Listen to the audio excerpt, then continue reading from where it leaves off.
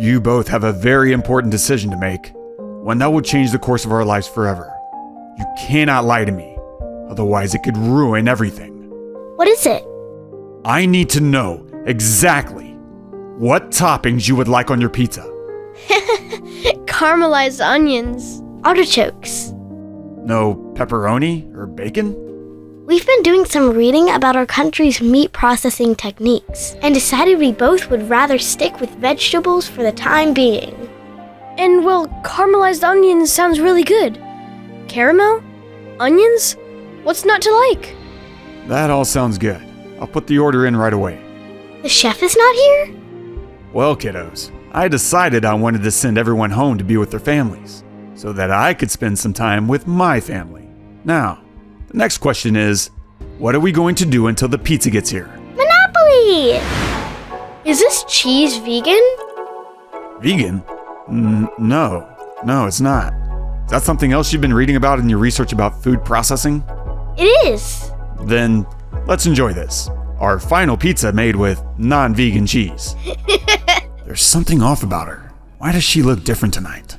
Daddy. Daddy? Why the change? She used to call me father. Good night, Daddy. Doesn't matter. She can call me whatever she wants. I love her so much.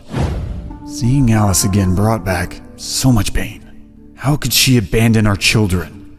Keeping them away from her is for their safety. Ooh, those smell so good. It's so cool that you make these yourself. Thanks. Hey, stop it. Don't hit me. Enough! There will be no fighting during waffles. Ever. Do you understand? You know, there's been some developments recently that might keep us here for a little while longer. Have you been enjoying your time in Paris? Yeah, this place is great. I feel like I've lived here my whole life. I could stick around for a while. I mean, where else would we go? We'd go back to New York, of course. Oh, right. Yeah, of course. Duh. You know, if we stay here for a little bit, perhaps we should look into enrolling you both in the local school. Are we going to do something fun today? You two are. Hopefully Fran and maybe Sharon can take you somewhere fun. Where are you off to? I have a few things to do. A few meetings that unfortunately couldn't wait until the work week. Alice enters the conference room, greeted by a side of executives seated around a large table. Yasir guard stands at the head, opposite her. Mrs. Grant, thank you for joining us today on the weekend. Please take a seat so we can discuss how to make all your dreams and aspirations come true. Alice's earlier sadness fades as she hears Yasir's words. She takes a seat, feeling hopeful. The meeting progresses smoothly, with a well-thought-out plan presented to help both Alice and Yasir grow their companies. How does that all sound to you, Miss Grant? That all sounds fantastic. I am very much looking forward to this business collaboration, Alice. Me too, Yasir. Yasir hands Alice his personal number on a business card. Their fingertips brush as he passes it to her, igniting a spark between them. Alice feels like she's walking on cloud 9 as Yasir walks away. She tries to control her smile, but she can't help it. Until the elevator doors open, revealing the last person she expected to see. Alice, James, what are you doing here? I could ask you the same thing. But either way, what I'm doing here is none of your business. But it does have something to do with business, doesn't it? Why do you sound so scared, James? Does that bother you? After years apart, we've had 2 encounters in nearly as many days. Not enough years, too many days, in my opinion. If you'll excuse me, I really must be going. What are you doing? I need to know if Sharon is still a part of your life. I have some things I need to discuss with her. I'm not interested in talking about anyone else with you. You do not have an appointment, Mr. Dyson. Kindly step out of Miss Grant's way, and perhaps I will humor you. Thank you. Hey, where are you going? I need to talk to you. I'm not interested. I merely wanted to stall you so that Miss Grant could leave comfortably. Damn it! James is left alone in the lobby, feeling defeated. On his cell phone, James scrolls through his contacts until he finds Dr. Talia, the woman his mother had encouraged him to pursue instead of Willa. Hi, James. How are you? It's been too long. Dr. Talia, so lovely to hear your voice again. Not as lovely as it is to hear yours. Say, I've been meaning to talk to you about something rather important. Do you have any time perhaps to grab a cup of coffee sometime soon? Alice sits alone at a table overlooking the breathtaking view of Paris. She savors her late morning café au lait, enjoying a moment of tranquility. Suddenly, her peace is shattered by the arrival of James, who approaches her table. May I have this seat? I could have you arrested for stalking. Perhaps I should. It would only be a moment of your time. I swear, I want to talk to you about Yasir Guard.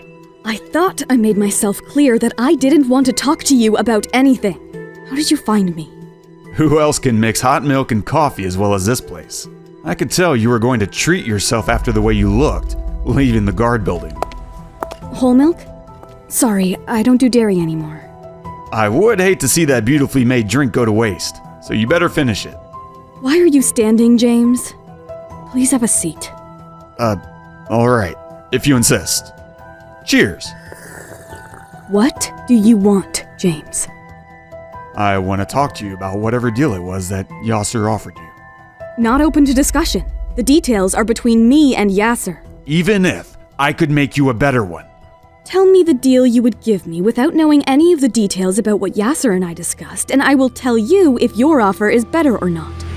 I did some research on your company, spoke with some scientist friends of my own who work near your field. The thing that seemed to come up the most was how expensive your materials are. Is that so? I know certain regions where we can get the materials for much less. It could bolster your profits in ways you could never imagine.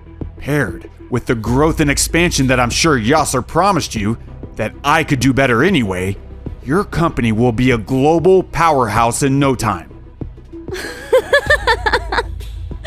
Oh, I have to tell you, I really thought you were going to come at me with a much better idea than that.